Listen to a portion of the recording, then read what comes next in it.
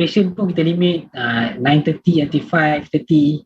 So banyaklah kekangan-kekangan yang kita limitation kena dia. Limit kita punya ni lah, grow. Tambah visitor tak boleh, kita kena follow directive yang diberikan lah, yang di supply lah. Itu kita attend, kita dapat update, daily update from Petronas, what is the situation in Petronas, so vaccination dan sebagainya, banyak lah. Kita kena disseminate information tu clearly to staff. Supaya staff tahu, kalau contoh anak dia ada kontak rapat dengan ni, so kita kena dalam kita punya SOP tu kena mention case management for COVID-19. Jadi staff kita well lah. Communication part penting, email punya sharing is very important to all the staff to ensure information yang dapat betul from SHO ataupun from HSC department, so reliable source lah. Betul. Not from viral page lah, from Facebook ke apa kan, yang tak ada source yang betul-betul diyakini lah. Yes. It's all falls under crisis management plan juga tu ya men. Is part of SHC punya kerja juga, is part of corporate com punya kerja juga. Sebab saya background corporate com, so dia blend. So bila jadi macam ni crisis, what should you do? Ada part of crisis. Belum lagi pula kita tambah kos. Kalau ada macam Cik Ismail cakap tadi, anak dia bercampur rapat, bapak dia tu staff NAYO, bapak dia kena pergi swab test, kos pula. Bapak dia kerja sebelah duduk, satu cubicle tu 5 orang, 5 kena pergi swab test, kos lagi. Nampak tak? So dia after effect tu yang memang worse lah, disaster lah kata orang. Sama je. Ya men, if you ask, any industry that could be the same. Sama je after effect dia tu. Aftermath dia orang panggil lah. Okay, baiklah, terima kasih kepada Encik Ismail dan Puan Siti atas penjelasan dan juga pengalaman lah bekerja dalam pandemik COVID-19 ni. Jadi saya ingin tanyakan lagi lah kepada kedua-dua orang panel, dan sementara itu saya masih bersemangat dan saya tengok kedua-dua orang panel kita pun masih bersemangat. Jadi saya harap ambil anak sekolah ni semangat tu kan. Panel lah juga saya pun masih sangat sehat. Jadi saya harap semua penonton-penonton yang berada di rumah untuk terus serta masih bersemangat dengan kami, sebab kita ada lagi beberapa soalan dan juga sesi soal jawab, dan sekiranya anda mempunyai sebarang persoalan boleh ajukan di dalam ruangan Google Form yang disediakan. Okey. Baiklah, soalan kepada Encik Ismail lagi. Jadi Encik Ismail, bagaimana pula dengan kemalangan di tempat kerja? Adakah pernah sebarang kemalangan yang berlaku di tempat kerja Encik sendiri, dan kalau pernah berlaku kemalangan tersebut disembunyikan ataupun didedahkan kepada pihak media? Dan nampak soalan ini masih agak berat sikit lah, tapi seandainya kami ni boleh tahu dan apakah bentuk penyelesaian yang digunakan bagi mengelakkan dan menangani kejadian-kejadian berikut daripada berulang lagi? Silakan Cik Ismail. Insiden ni normally dekat semua industri ada lah. Okay, insiden ni kalau boleh tengok statistik DOS dekat DOS website, last year sahaja yang reported lah hampir 7,000 kes kemalangan occupational accident lah. Occupational accident dekat 7,000 lah lebih kurang, hampir 7,000. So banyak kes. So macam dekat Petronas, dekat Felda, dekat Pelas ada insiden. But pada saya insiden ni saya pegang prinsip yang satunya, prinsip dia what right is right and what wrong is wrong lah. Okay. First sekali, what right is right and what wrong is wrong. Itu prinsip yang saya pegang dalam incident investigation. Kalau you betul-betul salah, okay, kita betulkan. Kita bukan dalam investigation ni, basically kita bukan nak cari salah orang. Itu kena bear in mind lah. We are not fault finding. Kita nak betulkan masalah systemic issue. So basically yang saya boleh share, yang pengalaman pertama saya, insiden yang paling major macam saya cerita pada awal tadi tu, dekat Petronas MTBE 2011 lah. Jadi insiden tu menyebabkan 2 kontraktor dah bulan puasa, waktu berlaku saya ingat 5.40 petang, saya nak siap-siap nak balik. Jadi terpaksa balik pakai coverall, kena pakai safety helmet, safety glass semua, kena pergi rush dekat insiden area lah. Jadi kita tengok muka dia terbakar. Alhamdulillah dia pakai PP yang lengkap lah waktu tu. Although PP is the last resort, selain pada elimination, substitution, nanti pergilah ke kelas ke NAYOS, nanti NAYOS akan ajar lah benda tu. Okay. Alhamdulillah dia pakai PP yang lengkap, muka dia tak terbakar teruk, utamanya bahagian mata semua, dia cuma bahagian leher dengan sini, bakar. So kita pergi dia terus ke shower, basahkan badan dia, kita call kita punya ERT, bomber, ambulance, datang hantar ke klinik lah. Jadi dia kat hospital lebih kurang 1 minggu lebih, masuk burn unit kat STAA.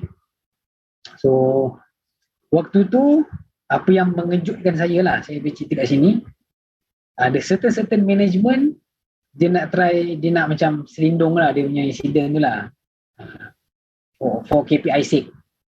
Okay.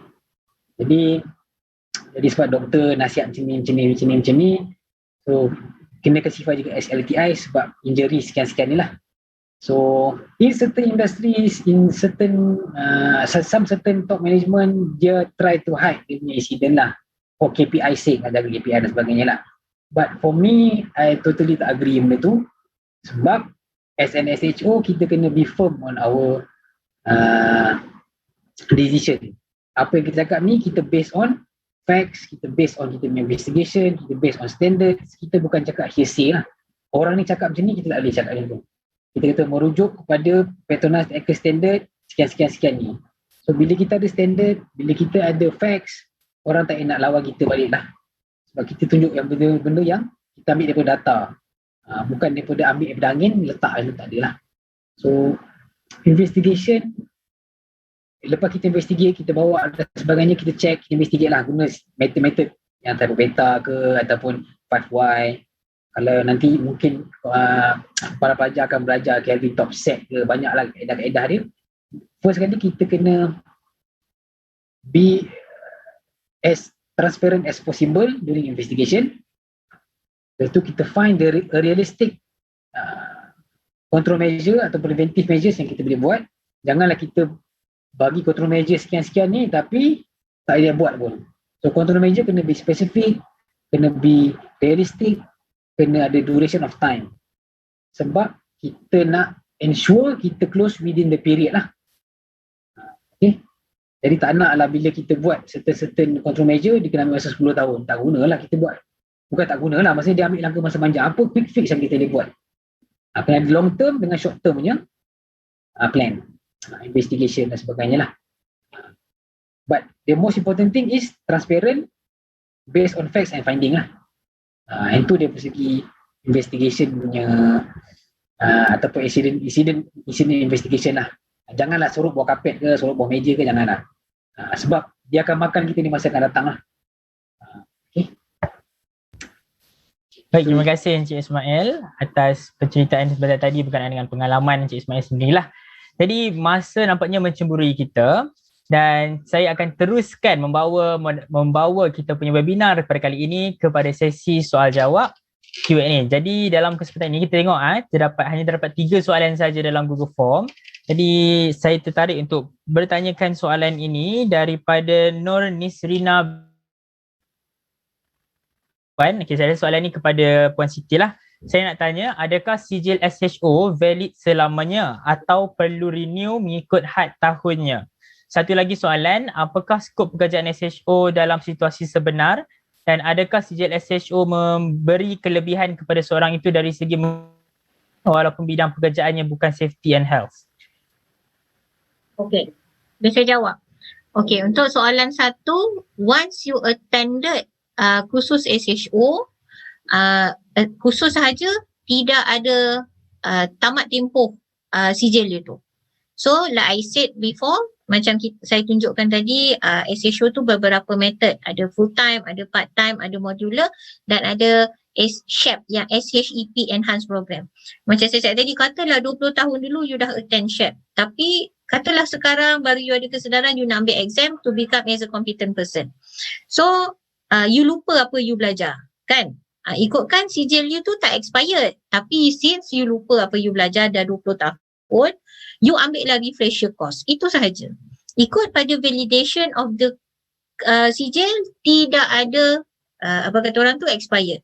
Tapi kami di NIOSH, apa yang kami buat, once you attend the kursus 22 hari, kita amat menggalakkan untuk you straight away, sementara tengah fresh, tengah faham, kan, sit for exams. For papers tadi kan Cik Ismail kan, bila you terus straight away sit for exam, peluang untuk you lulus jawab cerah sebab you masih ingat apa you belajar. Lepas tu bila you sit for exam, you lulus, you cerah, You pergi bekerja cepat-cepat dalam bidang yang sepatutnya, cepatlah you jadi computer person. Itu cerita dia. Betul, Cik Ismail? Betul kan? Okay.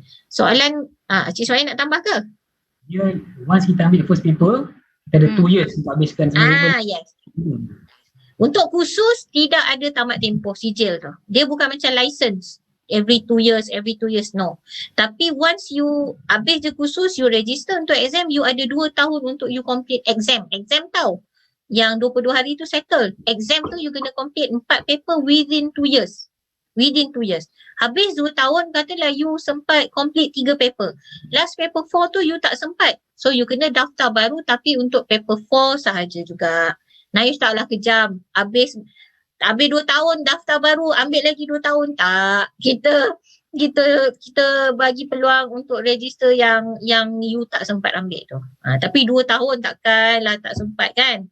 InsyaAllah sempat. So soalan kedua tadi, macam mana tadi soalan kedua Yamin? Sorry, tadi line saya tadi terni sekejap. Apakah skop pekerjaan SHO dalam situasi sebenar? Skop pekerjaan?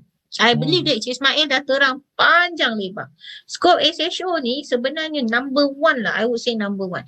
To be as the advisor to the company. What you should do. Macam tadi Cik Ismail cerita. Okay, kita ambil contoh pandemik sekarang. What you should do. Macam kami kena cari revenue. Petroscience kena cari revenue. In order to support the economy of the organisation, nak cari duit Petroscience, Cik Ismail kena crack his mind, kena advice management. Kalau kita tak buka pada visitor, kita tak ada revenue. So untuk buka pada visitor, apa SOP yang kita kena buat?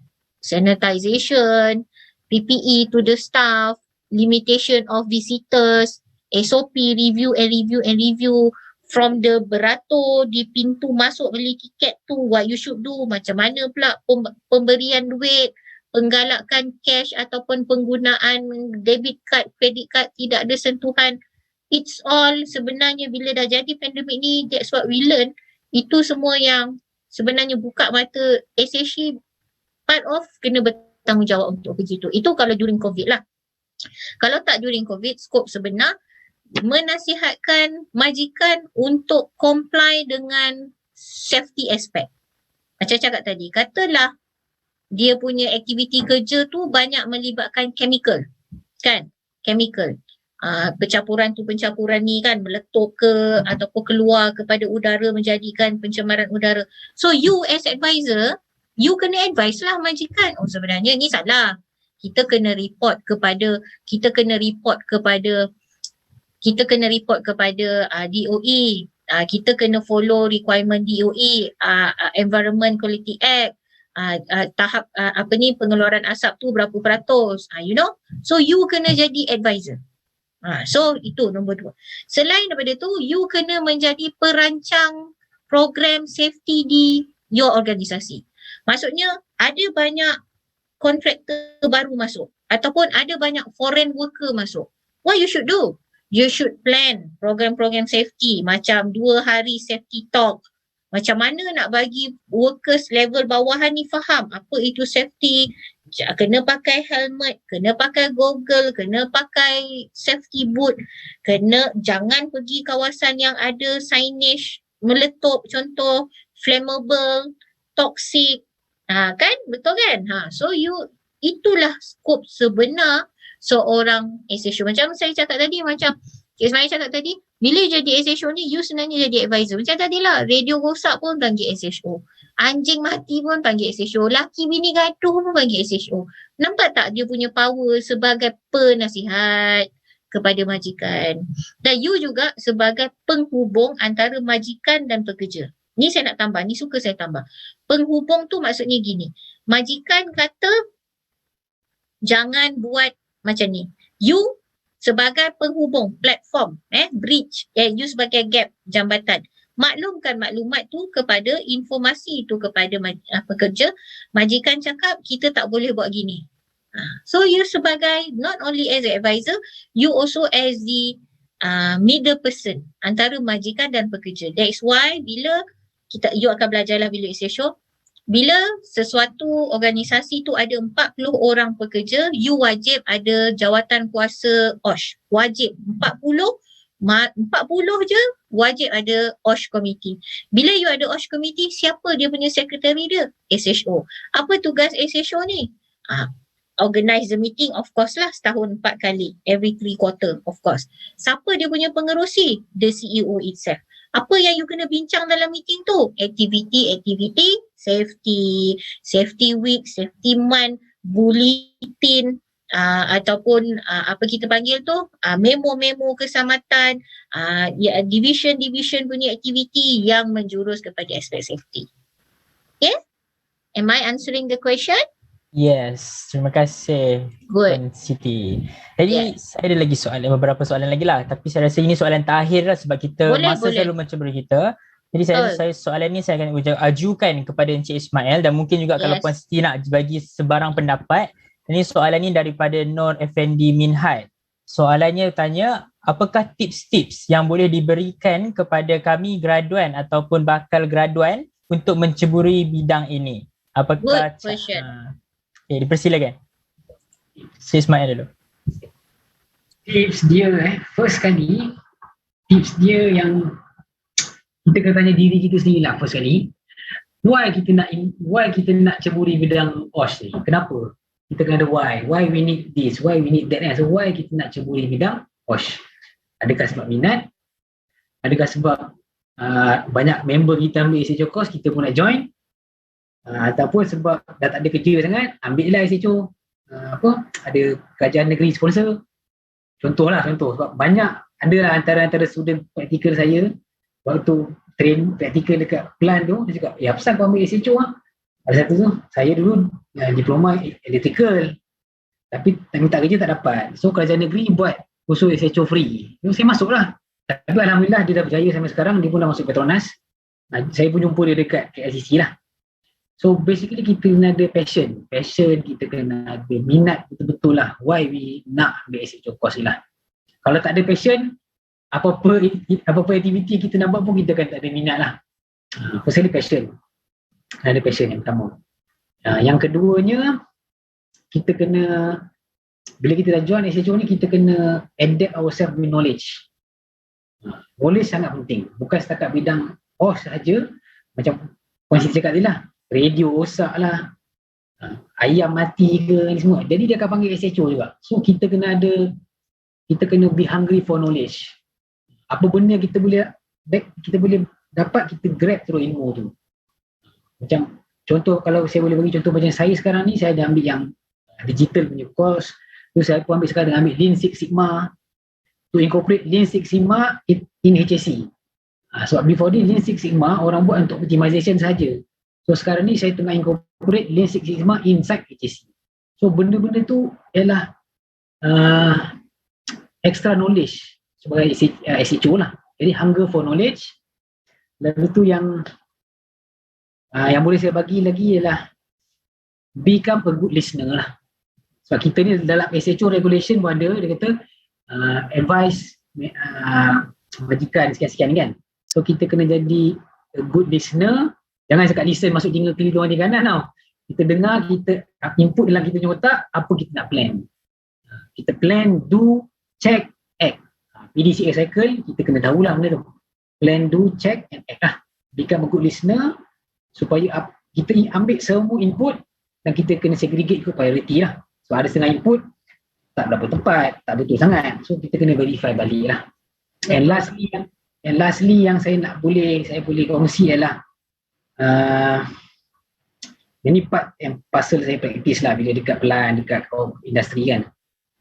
During toolbox meeting ataupun during CCC meeting, try to selitkan unsur-unsur family. Betul.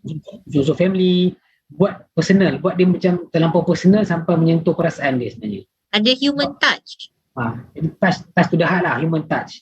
So bila kita selitkan unsur-unsur macam ni, so lama kelamaan orang pun dia cakap, aku sayang family aku sayang keluarga aku, aku nak datang kerja selamat, balik selamat. Member aku pun sama juga. I want them to be safe also.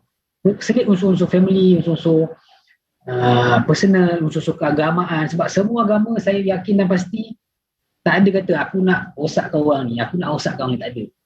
All religion kata kita nak kerja selamat, benda semua yang baik sahaja kan. So, aku selit unsur-unsur macam tu lah dalam meeting, dalam toolbox.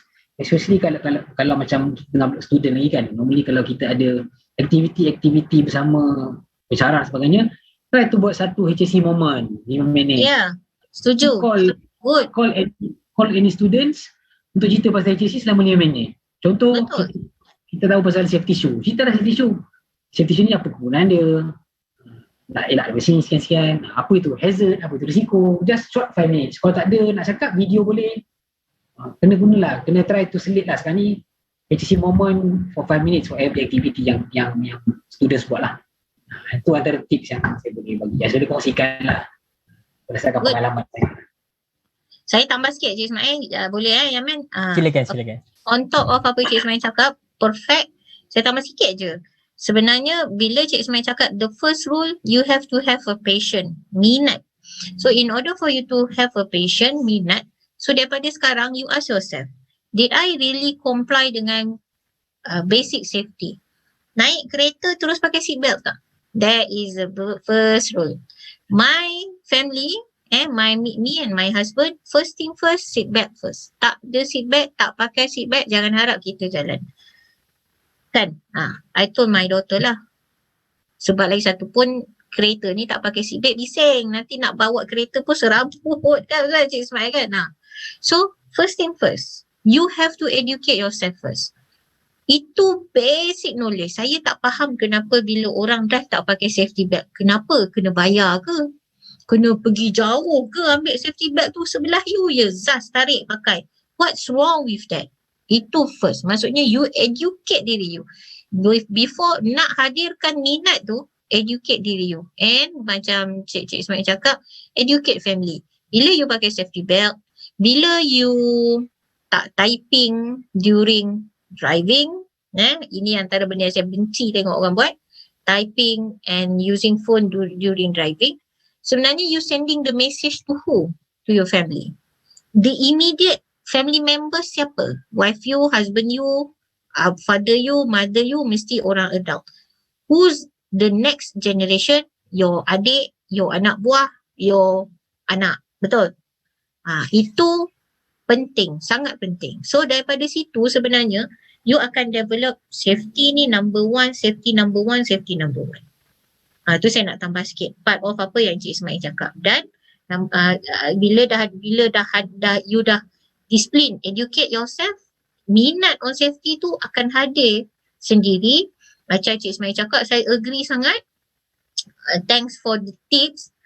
Create safety moment dengan university, dengan lecturer. I'm not sure whether ada lecturer you di dalam kita punya program ni. Mungkin lecturer boleh ambil, ya puan, ya profesor, ya doktor. Create safety moment before start class. Okay, this group present 5 minutes. Okay. So, ataupun every Rabu is safety day. Apa yang you kena buat every Rabu? Group by individual. You know, why not? Bulletin, sharing, macam Cik Ismail cakap tadi, sharing video pun boleh, video-video kelakar pasal safety tu berlambak kat YouTube. Banyak. Janji, at the end of the day, walaupun unsur kelakar, tangan putus lah, kepala sengit lah, apa lesson learn moral yang you dapat? Nanti daripada situ, trust me, sikit demi sikit, you akan minat. Macam saya cakap, bila tadi Yamin tanya soalan saya, macam mana positif boleh berada di tahap sekarang sehingga essential competent? I'm not a competent person. Saya diploma in mass communication. Degree saya sambung mass communication tapi majoring in public relation. So saya sambung further my master in corporate communication. So my line is communication line. However, macam mana saya linkkan dengan safety? Communication dengan safety boleh link sebab safety tu subjek. Communication saya ni general. Saya memang, you bagi sampai 8 malam pun saya boleh bercakap. That is my forte. Cik Ismail dah gelak. That is my forte. Saya boleh bercakap. Tak ada hal. Budak kom, kata diorang kan, boleh bercakap. Tapi, macam mana saya boleh berada di tahap sekarang? Knowledge lah.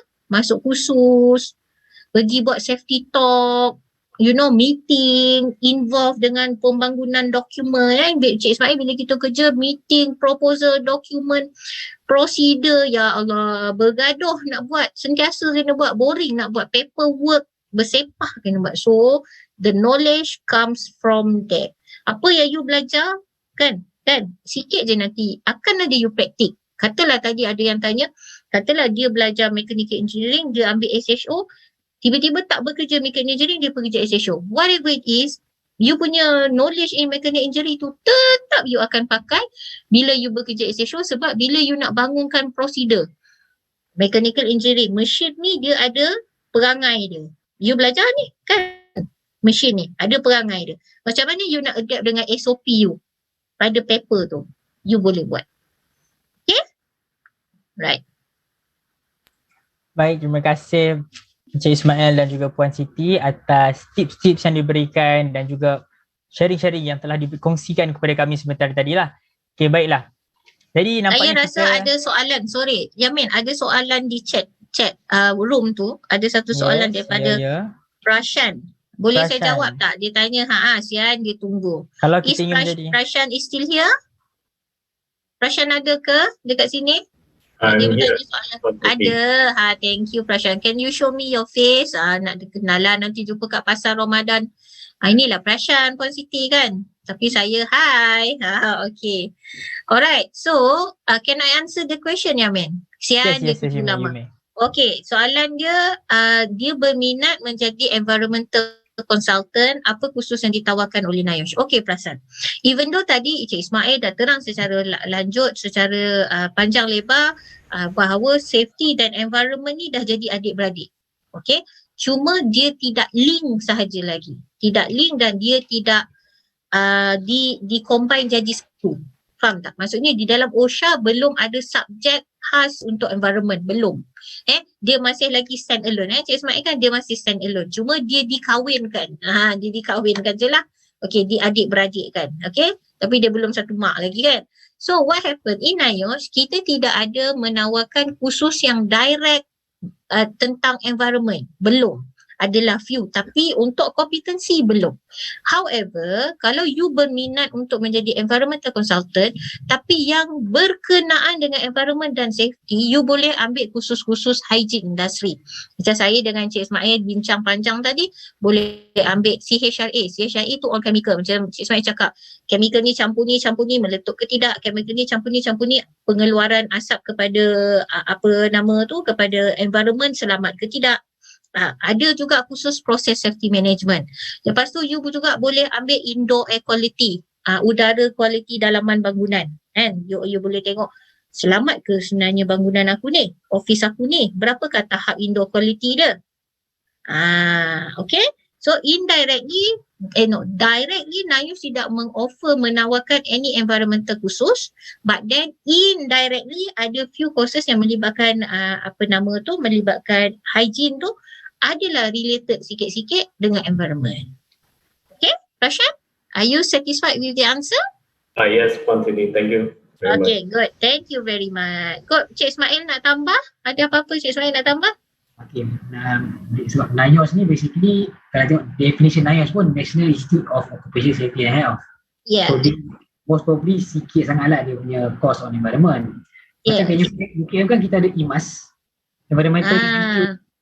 Kan, so kalau Prashan boleh pergi IMAS, ada UKM-nya. Probably you can go to IMAS. Situ ada banyak course kompetensi lah. Macam saya sini, saya ada CAPSWAM, Certification Schedule Waste Manager. Itu kena ambil lah sebab plan requirement kan. Kena ambil lah. So probably you can go to IMAS and find out what are the courses related to your interest lah. Kita ada shadow waste, kita ada scrubber operation. Shadow waste, betul. Scrubber operation, kita ada industrial effluent, so banyak lah yang kalau environmental related lah. EIA, environmental impact assessment, kalau nak IMAS ada tawarkan lah benda-benda tu. So NIOSH, macam Puan Siti cakap, dia ada hygiene tech, indoor air quality related to environment juga. So, betul. CHRA, chemical heat processor pun is also related to environment juga. Penggunaan chemical kan, berlebihan ke tak berlebihan kepada alam sekitar, sikitlah touch. That's why sekarang OSH dan environment kahwin. Tapi belum adik-beradik lagi lah, dia baru kahwin je. Okay? When you are in university, maybe you can visit IMAS lah. Betul. Nak visit NIOSH pun boleh. So Yamin, I'm taking this opportunity. Sebenarnya for information, NIOSH, we have 10 lab tau. 10 lab di bawah RMK, Rancangan Malaysia Kerajaan Bagi Duit. Kita bangunkan lab-lab ni yang melibatkan aktiviti-aktiviti OSH. Macam you boleh tengok aktiviti bekerja di tempat tinggi, dia ada fall protection lab. Kita ada lab kesihatan yang ada pakai macam mesin, you lari berapa tahap, you punya jantung, paru-paru, udara dalam badan you, oksigen. So kita juga ada lab, sebenarnya NIOSH sekarang paling laku, kita ada satu lab, kita uji face mask you. Face mask you kita uji, betul tak betul tahap face mask you tu, betul ke orang kan Shopee berlambak jual kan. So kita ada lab itu yang laku daripada PKP. Orang lab ni tak berhenti kerja lah kata orang.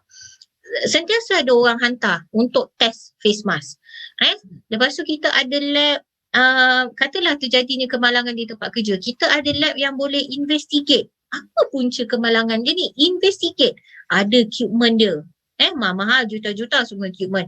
Kita ada lab, kalau kata you majikan, you hantarkan sampel urine, kita tengok apa penyakit dia ni, adakah dia ni terdedah kepada chemical. Kalau terdedah chemical, what type of chemical, mercury ke, kan? Kita ada lab, those labs yang boleh apa kata orang tu, kajilah you punya urine tu, kan? So you are most welcome, you can come, kita just jangan lost contact. Dan kalau kata Yamin and team, Prashan and team berminat nak tahu lebih tentang SHO, berminat pula nak buat khusus SHO future workers yang cakap tadi harga dia lebih murah, you kumpul satu team 20-25 orang, kita jalan satu kelas. Khas untuk you lah, dah harga tadi tu is harga yang memang kita offer kepada student. Okay? Okay, baiklah, terima kasih kepada Puan Siti dan Cik Ismail, dan juga masa amat mencemburui kita. Minta maaf kerana tak dapat nak menjawab banyak lagi soalan yang diajukan banyak lagi. Tapi tak apa, mungkin kita boleh akan cuba cari satu jalan lain untuk menjawab soalan-soalan tersebut. Jadi saya ingin ingatkan semula kepada rakan-rakan yang berada di luar sana untuk bersedia untuk membuka kamera anda bagi sesi fotografi. Dalam kesempatan ini juga, saya ingin ucapkan ribuan terima kasih yang tak terhingga kepada ahli panel kita, kedua-dua ahli panel kita pada hari ini yang sudi untuk berkongsi ilmu, pandangan dan pendapat mereka sepanjang program ini berlangsung. Dan jadi sebagai tanda kenang-kenangan buat kita terhadap program pada petang ini, marilah kita sama-sama buka kamera, bagi yang boleh lah untuk buka kamera, untuk kita sama-sama tangkap gambar dengan ahli panel kita ini sebagai satu kenang-kenangan. Ramai rupanya, ya, semua menyorok tadi. Ya, siap ada yang dalam kereta lagi. Bagus nak dengar ilmu. Ini macam mana kira ni dekat kurikulum ni? Kira macam mana point ke? Ya, ada point juga. Very good. Okay, good. This is ilmu kan? Ya. Okay, semua dah ready? Ada seorang lagi belum? Lagi berapa lagi belum? Okay? Okay. Dalam kiraan 3, 2, 1, smile. Okay. Dan jika media dah tangkap gambar dah, 1, 2, 3, smile lagi.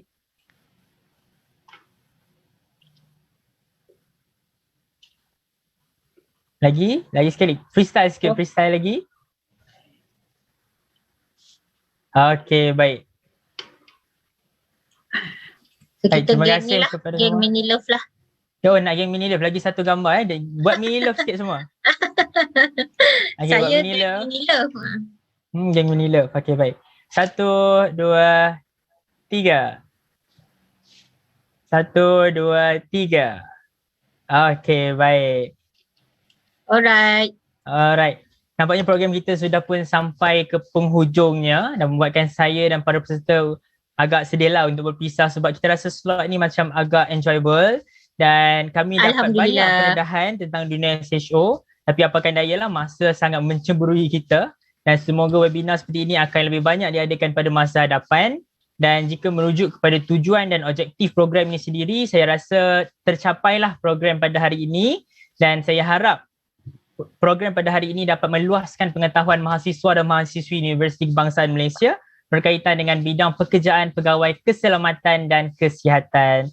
apa yang saya harapkan, semoga objektif yang tercapai kali ini sekaligus tersemat rapi dalam minda para peserta dan juga kenang-kenangan buat kedua-dua orang panel kita pada hari ini. Dan InsyaAllah. untuk sekian kalinya, saya nak mengucapkan lagi sekali ribuan terima kasih kepada ahli panel kita pada hari ini, iaitu Puan Siti Badariah dari NIOSH dan Encik Ismail Fitri American dari Petrosign, sebab sudi untuk menerima jemputan ini dan berbesar hati untuk berkongsi serta mencurahkan ilmu pengetahuan kepada kami semua. Dan saya harap segala ilmu dan maklumat yang diberikan ini dapat digunakan, diimplementasikan dalam membantu para mahasiswa dan mahasiswi untuk memasuki alam pekerjaan kelak, insya-Allah. Dan dengan ini, saya nak menjemput sekali lagi Saudara Ayub Azhari untuk memimpin bacaan doa penutup sebelum kita berpisah. Dipersilakan. Subhanakallahumma wa bihamdik asyhadu an la ilaha illa anta wa astaghfiruka wa atubu ilaik.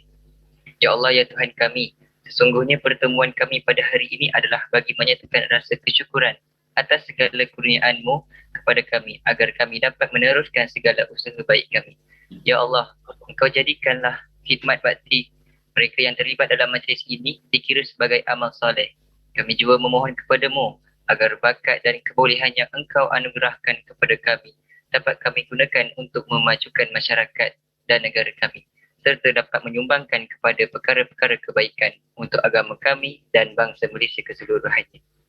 Ya Allah, sesungguhnya kami memohon kepada Engkau akan iman yang berkekalan, hati yang penuh khusyuk, ilmu yang memberi manfaat, keyakinan yang sebenar, amalan yang baik, bergiat dan berusaha dalam urusan agama, sihat dan kesegaran tubuh badan yang sempurna, serta juga kami pohonkan kekayaan yakni harta benda, iman, ilmu dan pribadi yang mulia yang lebih dari sekalian manusia. Ya Allah, ya Tuhan kami, andainya dulu pertemuan kami demi kebaikan, maka Engkau jadikanlah perpisahan ini sebagai satu jalan kebaikan. Tetap dan satukanlah hati-hati kami ke arah keredaan-Mu meskipun kami berjauhan. Sallallahu ala sayyidina Muhammad wa ala alihi wa sahbihi wasallam walhamdulillahi rabbil alamin. Amin amin ya rabbal alamin. Dan sebelum program melabuhkan tirai, saya ingin mohon maaf jika berlaku sebarang kesilapan, tersasul bahasa daripada pihak kami dan daripada diri saya sendiri. Dan sebelum mengakhiri program ini, diminta para hadirin untuk mengisi borang kehadiran dan borang penilaian di ruangan chat. Sesungguhnya yang baik itu datangnya daripada Allah Subhanahu Wa Taala dan yang buruk itu datangnya daripada diri saya sendiri. Dan saya juga ingin mengucapkan selamat berpuasa kepada yang berpuasa. Sekian wabillahi taufiq wal hidayah. Wassalamualaikum warahmatullahi wabarakatuh dan semoga berjumpa lagi. See ya. Salah Yamin sikit. Sebelum last, saya pun nak minta maaf ada salah silap kepada komiti dan juga saya nak saya halalkan jika you want to use my slide for your own reference atau ada untuk kegunaan, saya halalkan. Saya bagilah, maksudnya you can use the slide, ya. Terima kasih Puan Siti. No Terima kasih problem, Encik insyaAllah. Ismail juga.